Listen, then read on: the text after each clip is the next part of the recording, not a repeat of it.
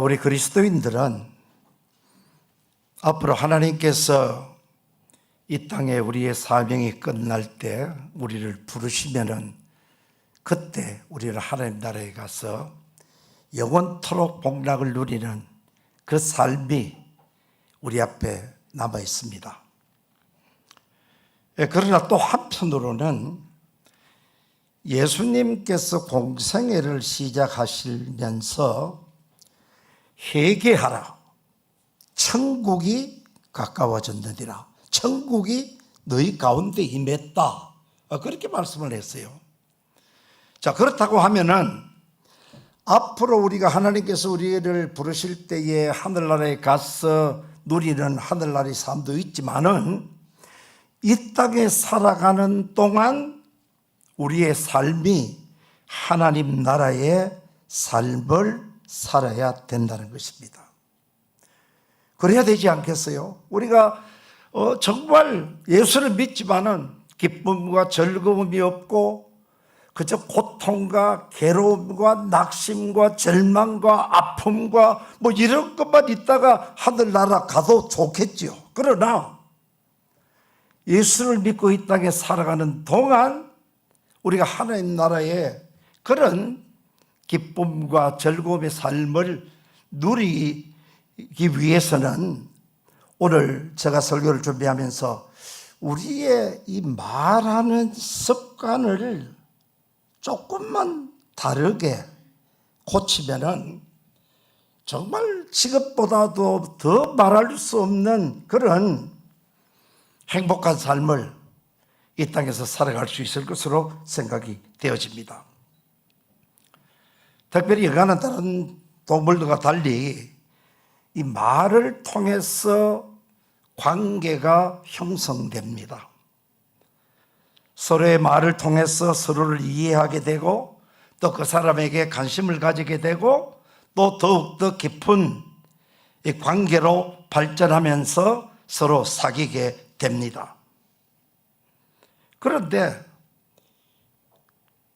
심리학자들의 그 연구에 따르면은 사람마다 성격이나 환경이나 또 여러 가지 요인에 따라서 다 다를 수 있겠습니다만은 보통 평균적으로 얘기하면은 남자는 하루에 약 7,000단어를 사용한다 그래요.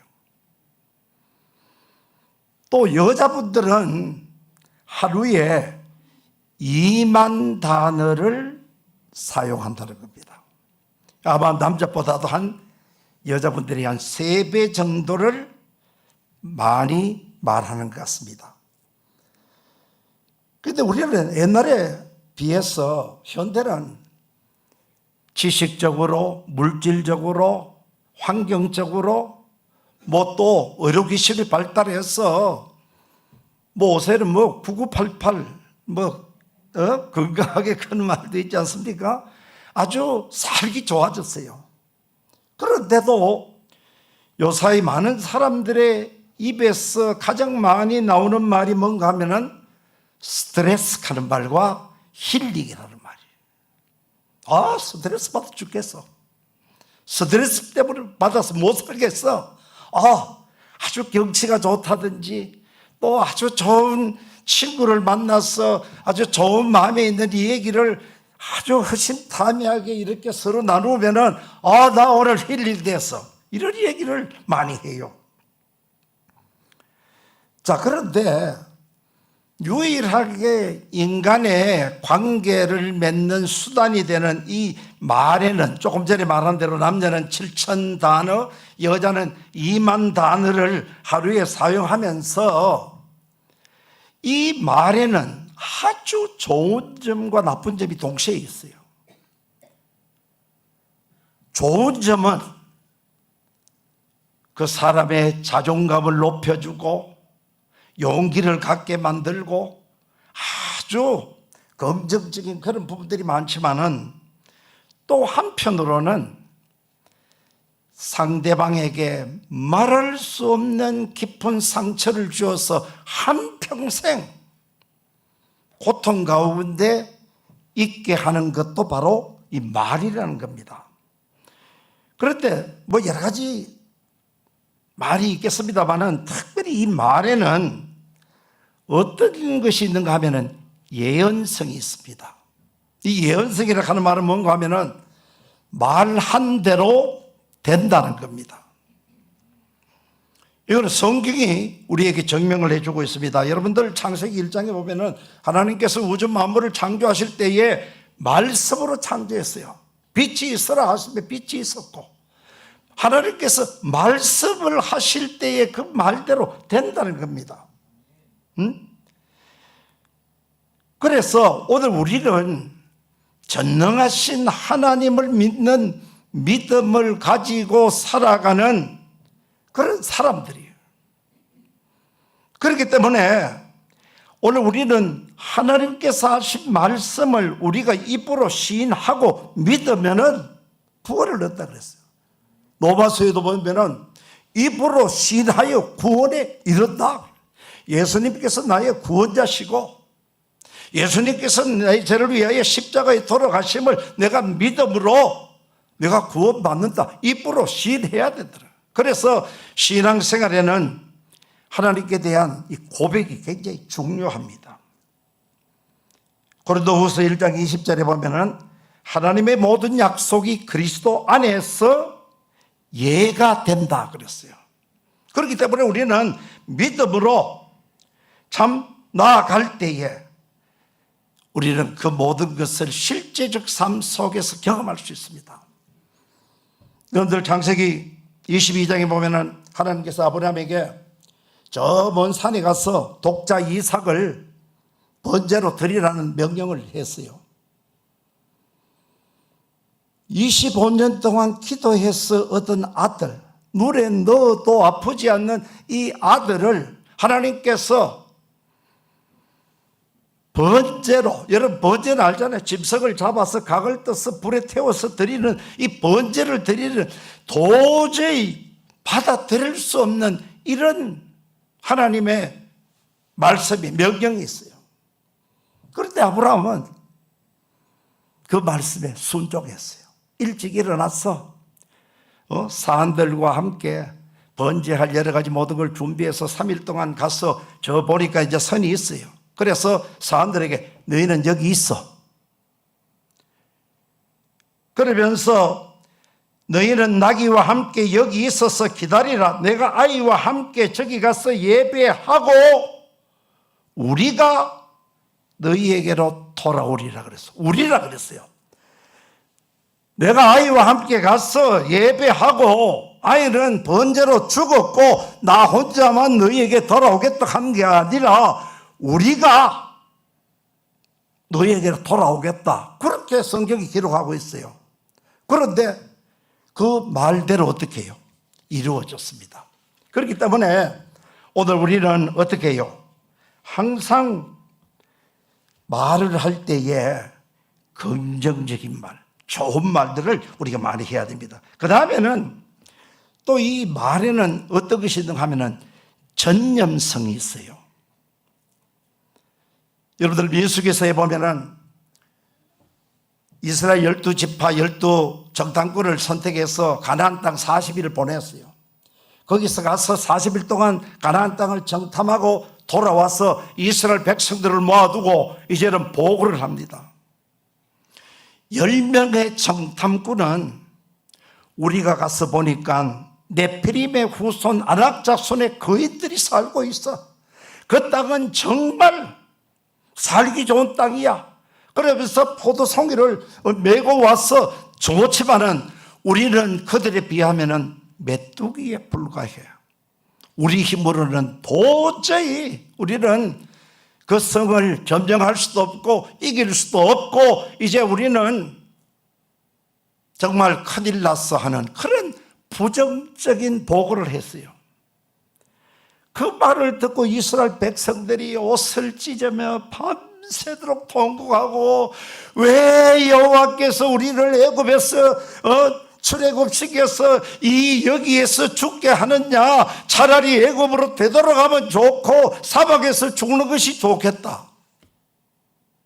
속된 말로 좀 사가지 없는 말을 막 이렇게 품어댔어요. 그래서 그 10명의 정탐꾼의 보고를 받고 온 백성이 원망하고 모세와 하나님을 원망하고 그렇게 했단 말이에요. 보다 못한 여호수아와 갈렙이 어떻게 해요? 내가 볼 때에 앞에 10사람들의 보고가 틀린 보고가 아니에요. 인간적인 눈으로 볼 때는 맞아요. 그러나 지금까지 광야에서 200만 명이 넘는 이스라엘 백성들을 가장 살기 힘든 광야에서 낮에는 구름 기둥으로 밤에는 불 기둥으로 보호하시고 도우시고 하늘에서 만나를 내리시고 하면서 이스라엘 백성들을 보호하고 인도하신 하나님의 그 능력을 보지 않고 눈으로 보이는 이성적인 판단만 했던. 그래서 여호수아 갈렙은 하나님께서 우리와 함께 하시면 그들은 아무것도 아니야. 그렇게 해서 이스라엘 백성들의 그 잘못된 것을 지적하면서 그런 것을 볼 수 있습니다. 자, 그렇다고 하면은 이 말에는 정말 전념성이 있어서 좋은 얘기를 할 때는 어떻게 해요? 이것이 막 좋은 방향으로 가지만은 나쁠 때는 또 아주 나쁘다. 특별히 이제 우리가 4월 15일 날 선거가 있습니다만은 옛날에 우리나라도 보면은 이 선거 때만 되면은 뭐가 유행합니까? 유언비어가 유행해요. 막 거짓 얘기를 퍼뜨려서 막 혼란스럽게 해서 잘못되게 하는 그런 경우들을 볼 수 있습니다. 자, 그렇다고 하면은 오늘 우리가 이 땅에서 하나님 나라의 삶을 살기 위해서는 어떤 말의 습관을 가져야 되겠는가? 이것을 우리가 먼저 생각할 때에 첫 번째로는 내 마음 속에 거룩한 것으로 채우는 것이 우선입니다. 내 마음 속에 내가 어떤 말을 말하느냐의 어떤 그런 스킬이라든지 어떤 기는 것보다도 정말 내 속에 날마다 무엇으로 채우느냐? 우리가 많잖아요. 하나님의 말씀으로 채우고 하나님의 사랑으로 채우고 하나님의 은혜를 생각하면서 속에서 묵상하고 또 여러분들 또 뭐 좋은 책을 읽었다든지 그렇게 해서 좋은 내용을 우리 마음속에 채우고 이 모든 것을 채울 때에 우리는 그 모든 것이 입으로 나오게 됩니다. 예수님께서도 너희 마음속에 선을 쌓으면은 선을 내고 악을 쌓아두면은 악을 낸다. 마음에 가득한 것을 입으로 밖으로 나온다 그랬어요. 그렇기 때문에 여러분들은 우리는 무엇보다도 오늘 나 설교 때 우리 목사님께서 항상 그 예수님을 깊이 생각하자. 그래서 우리 속에 거룩한 것으로 채울 때에 나도 모르게 어떻게 해요? 좋은 말이 나오게 된다는 것이죠. 이것이 먼저다. 그 다음에 두 번째로는 아주 신앙적인 그런 측면에서 우리는 우선적으로 거룩한 의의 도구로 사용되어야 된다. 이제 3월 3월 마지막 주에 이제 우리가 부활주의를 맞이하게 되겠는데요. 참 이럴 때 예수님께서 왜 이 땅에 오셔서 십자가를 지시고 살아나셨는가? 저와 여러분들의 구원을 위해서다 말이에요. 그렇기 때문에 우리는 주위에 있는 사람들에게 복음을 전하고요. 정말 한 사람에게 복음을 전하고 그 다음에 우리가 조금 전에 찬양했습니다마는 아주 뜨겁게 구원받은 기쁨과 감격으로 하나님께 찬양을 올리고요. 또 여러분들 시간 날 때마다 하나님을 만나서 기도함으로 그런 기도로 우리의 말을 사용하고 이런 것으로 또 우리가 성도가 어려움에 처했을 때 어떻게 해요? 권별하고 위로하고 하는 이런 것이 돼야 되겠다는 거예요. 그래서 여러분들 우리가 살아가면서 참 그 마음에 우리가 새긴 것이 입으로 나온다 그랬는데 어떤 그 보고에 보니까 이런 표현이 있어요. 아주 그 참 저 마음에 와닿은 것이 있는데 이런 것을 들으면서 내 상태를 한번 확인해 보면 좋겠어요. 내 마음에 분노를 안고 살아가는 사람은 말이 거칠답니다. 내가 막 마음속에 울분이 있고 분노를 가지고 있으면 말이 참 거칠어지더라고요. 그리고 마음에 두려움을 가지고 살아가는 사람들은 항상 부정적으로 얘기한다는 거예요. 내가 어떤 일을 할 때 자꾸만 부정적으로 얘기하는 것은 내 마음에 두려움이 많다는 거예요. 내 마음이 궁핍한 사람은 어떤 일을 막 과장한다는 거예요. 가장하고 부풀려서 이 얘기를 한다는 것입니다. 그리고 내 마음이 안정감이 약한 사람은 아주 자랑을 많이 한다는 겁니다. 내가 어디 가서 막 자랑을 많이 하는 것은 내 마음이 안정감이 부족하구나 하는 거죠. 그리고 내 마음이 깨끗하지 못한 사람은 엄란한 말이라든지 더티한 얘기를 한다는 거예요. 막 그런 거는 뭐 남 웃기려고 하는 것이 아니라 그런 사람은 저 사람 지금 마음이 깨끗하지 못하구나. 그런 사람들이 이 엄란한 이야기라든지 더티한 그런 얘기를 많이 한다는 거예요. 그리고 마음에 원통함과 비통함을 가지고 살아가는 사람들은 항상 남 말을 어떻게 비평한다는 거예요. 당신이 잘못됐어. 어떻다. 이것은 뭐냐? 자기 마음 속에 원통함과 비통함이 있을 때 그렇다는 거예요. 그리고 내 마음이 조급한 사람은 다른 사람의 말을 잘 듣지 않고 자기 말만 한다는 거예요. 그런 사람들이 있어요, 보면은. 우리가 어떤 모임에 가보면은 딴 사람 얘기하는 거는 듣지 않고 자기 말만 하는 사람, 저 사람 마음은 굉장히 조급함이 있구나. 그리고 마음의 행복을 느끼는 사람들은 어떻게 하냐? 다른 사람들을 격려한다는 거예요. 내 마음이 행복하고 그렇기 때문에 다른 사람을 격려한다는 거예요. 그리고 내 마음이 안정적인 사람은 아주 말이 부드럽게 얘기한다. 부드럽게 남한테 얘기하는 거는 정말 마음이 안정된 사람이고, 그 다음에 내 마음이 담대한 사람은 진실되고 솔직하게 얘기한다는 거예요. 사랑이 많은 사람은 위로의 말을 하고, 겸손한 사람들은 과장하지 않고 진실, 사실을 얘기한다는 거예요. 그리고 아주 마음이 여유로운 사람은 말하기에 앞서 다른 사람의 말을 잘 듣게 된다는 것입니다.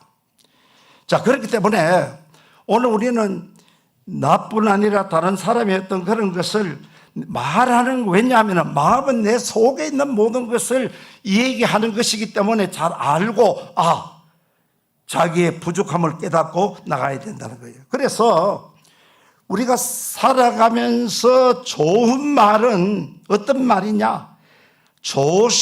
조심스럽게 억제된 말. 그래서 다윗도 시편에 보면은 내 입에 무엇을 세우소서? 파수꾼을 세워달라 그랬어. 말을 함부로 하는 사람은 아주 잘못된 사람이에요. 남에게 상처를 그래서 좋은 말은 내가 이것을 얘기할 때에 상대방이 기분이 좋을까 나쁠까 이런 것을 생각하면서 조심스럽게 억제돼 사는 말이더라. 그리고 또 가장 힘 있는 말은 친절한 말. 아주 남에게 친절하고 조용하게 얘기하는 말. 그래서 저는 이 설교할 때 이 모든 게 저게 참 많이 이 적용이 돼서 참 앞으로 고쳐야 될 것이 많다 싶은데, 저는 또 목이 아파서 수술을 했기 때문에 말을 작게를 잘 못해요. 작게가 안 나와요. 그래서 얘기를 하다 보면 썩 안 냈는데 왜 썩 내서 얘기하는 그런 오해를 듣는데, 하여튼 아주 친절하고 조용한 말은 사람을 감동시킨다는 거예요. 그래서 아주 부드러운 말은 아주 강한 마음을 이긴다는 그런 말이 있어요. 우리가 부드럽게 얘기하면 무슨 힘이 없고 세게 강하게 얘기해야만이 될 것 같은데, 그것보다도 아주 부드럽게 얘기하는 것이 강한 마음을 이긴다는 것입니다. 그리고 오늘 우리가 또 한 가지 생각해야 될 것은, 말할 때에 사람은 관계 속에서 보이지 않는 그런 자기 위치가 있어요. 가정에 가면은 부모와 자식 간이 있는데, 자식이 어떤 일을 할 때에 좀 부모의 눈에 거슬린다고 해서 그걸 부모 입장에서 감정적으로 모든 자녀를 위해서 얘기를 할 때 성내에서 얘기하는 이런 말은 가능한 삼가야 된다. 왜냐하면 사람은 잔소리를 듣고 고쳐질 사람은 잘 없어요. 여러분도 오늘 저는 우리 여자분들 남편하고 친하게 지내고 남편을 길들이는 가장 좋은 방법, 확실한 거 하나 가르쳐 드릴게요. 남편을 인정하고 칭찬해 주면은 머지않아 그 남편은 당신 하작하는 대로 다 한다. 그러면 아마 그럴 거예요. 아니, 뭘 칭찬해 줄 만한 것이 있어야 칭찬을 해 주지. 지금 뭐 속만 터지는데 어떻게. 여러분들 가불 칭찬도 있잖아요. 앞으로 변화될 남편을 생각하면서 이렇게 칭찬해 주면 남편 바뀌게 되어 있습니다. 여러분들 남자는요, 아내에게 인정받는 것이 자기 인생의 가장 큰 기쁨이에요. 남자가 제일 비참한 그게 뭐냐? 아내에게 인정받지 못하는 게 가장 비참한 거라. 그렇기 때문에 남자는 단순해요. 나는 참 당신 만나서 행복합니다. 당신이 최고예요. 남편을 칭찬하면 남편은 속으로는 뭐 해도 정말 내가 이제는 좀 달라져야 되겠구나. 내가 이 여자를 위해서 앞으로 남은 생애를 내가 잘 해야 되겠구나 하는 다짐을 하고 변하게 되어 있어요. 그러나 반대로 잔소리를 하면은 관계가 나빠지고요, 아주 서로가 더 힘들게 살아가게 됩니다. 여러분들, 우리 모두는 부족해요. 하나님의 은혜가 우리한테 임하면은 누구든지 매일매일 우리는 거룩해져 가는 그런 사람들이에요. 그렇기 때문에 성령님께서 우리를 거룩하게 만들어 나가는 그런 것을 기대하면서 주어진 입장에서 내가 어떤 말을 한다고 해도 상황이 변화되지는 그런 상황에서 서로가 인정해주고 칭찬해주고 포용하고 그렇게 할 때에 집안의 분위기가, 또 나와 만나는 사람들의 관계가 말할 수 없이 좋게 될 줄 믿습니다. 여러분들, 예수 믿는 사람, 내가 밖에 나가서 내가 예수 믿는 사람이라고 얘기 안 하고 딴 사람이 예수 믿는 것을 어떻게 아느냐? 내 행동을 보고 또 내 말하는 걸 보고 저 사람은 예수 믿는 사람이라고 할 수 있습니다. 기왕에 우리가 예수 믿고 이제 하늘의 소망을 두고 살아가는 사람이기 때문에 날마다 이 말을 통해서 내가 살아가는 삶을 하나님 나라로 바꾸는 주인공이 되시기를 주님의 이름으로 축원합니다.